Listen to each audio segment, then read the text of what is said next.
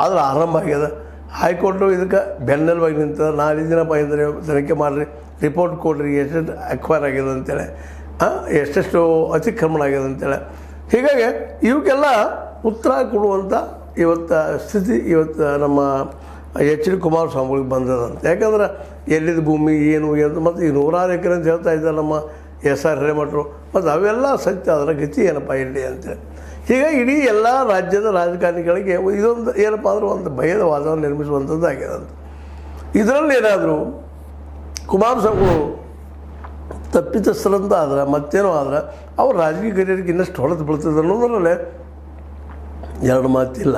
ಅದಕ್ಕಾಗಿ ಈ ಒಂದು ಘಟನೆಯನ್ನು, ಈ ಒತ್ತುವರಿ ತೆರವು ಶುರು ಮಾಡಿದ್ದ ಮತ್ತು ಅದು ನಿಜವಾಗಿ ಎಷ್ಟೆಷ್ಟು ಆಗಿದೆ, ಇನ್ನೂ ಎಷ್ಟು ಭೂಮಿ ಇದೆ, ಕಂದಾಯ ಭೂಮಿ ಎಷ್ಟದ, ಉಳಿದ ಭೂಮಿ ಎಷ್ಟದ, ಮತ್ತು ಯಾವ್ಯಾವ ಲೂಟಿ ಮಾಡಿದ್ದಾರೆ, ತಮ್ಮ ಹೆಸರು ಮಾಡ್ಕೊಂಡಿದ್ದಾರೆ, ಇದೆಲ್ಲ ಸಾಧ್ಯಂತವಾಗಿ ದೊಡ್ಡ ಪ್ರಮಾಣದಲ್ಲಿ ತನಿಖೆ ಆಗುವ ಎಲ್ಲ ಸಾಧ್ಯತೆಗಳು ಕಾಣ್ತಾ ಇದ್ದಾವೆ. ಇದರಿಂದಾಗಿ ಸಹಜವಾಗಿ ಈ ಒಂದು JDS ಇದು ಹೊಡೆದು ಬೀಳೋ ಜೊತೆಗೆ BJPಗೆ ಹೊಡೆದು ಬೀಳುವಂಥದ್ದು ಅಂತ. ಯಾಕಂದರೆ ಈ ಭ್ರಷ್ಟಾಚಾರದ ಆರೋಪಗಳಿಂದ ಪಕ್ಷಗಳಿಗೆ ಹೊಡೆದು ಬೀಳ್ತದೆ, ಜೊತೆಗೆ BJPಗೂ ಬೀಳೋ ಸಾಧ್ಯತೆಗಳಿದ್ದಾವೆ.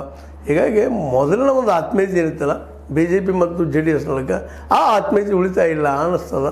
ಯಾಕಂತಂದ್ರೆ ಈ ಒಂದು ಆರೋಪಗಳು ಸಿದ್ಧ ಆದರೆ ಶಿಕ್ಷೆ ಆಯ್ತಪ್ಪ ಅಂದ್ರೆ ಸಹಜವಾಗಿ ಶಿಕ್ಷೆ ಆಗ್ತದೋ ಇಲ್ಲೋ ಗೊತ್ತಿಲ್ಲ. ಆ ಮತ್ತು ಬೇರೆ ಇನ್ನೊಂದು ಮಾತನ್ನು ಹೇಳಬೇಕಾಗಿದೆ. ಇವತ್ತು ಎಷ್ಟೋ ಇವರು ವಾದ ವಿವಾದ ಮಾಡಲಿ, ಏನೋ ಹೇಳಿಕೆ ಕೊಡಲಿ, ಪ್ರತಿ ಹೇಳಿಕೆ ಕೊಡಲಿ, ಎಲ್ಲ ಕೊಟ್ಟರು ಶಿಕ್ಷೆ ಪ್ರಮಾಣ ಭಾಳ ಕಡಿಮೆ ಅದೈತಲ್ಲ ಅನ್ನೋದು ಅಷ್ಟೇ ಸತ್ಯ ಅದ. ಯಾಕಂದ್ರೆ ಹೈಕೋರ್ಟ್ ಇರ್ಬೋದು, ಸುಪ್ರೀಂ ಕೋರ್ಟ್ ಇರ್ಬೋದು, ವಾದದ ಮೇಲೆ ನಿಲ್ಲುವಂಥದ್ದು, ಎವಿಡೆನ್ಸ್ಗಳ ಮೇಲೆ ನಿಲ್ಲುವಂಥದ್ದು, ಅವೆಲ್ಲ ಈಗ ಎವಿಡೆನ್ಸ್ಗಳು ಸಹಿತ ಕೆಲವೊಮ್ಮೆ ಏನೋ ಗದ್ದಲ ಮಾಡುವಂಥದ್ದನ್ನು ನೋಡ್ತಾ ಇದ್ದೀವಿ.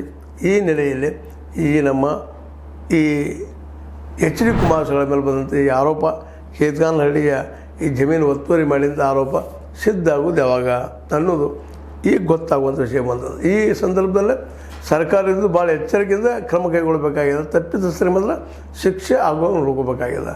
ಯಾಕಂದ್ರೆ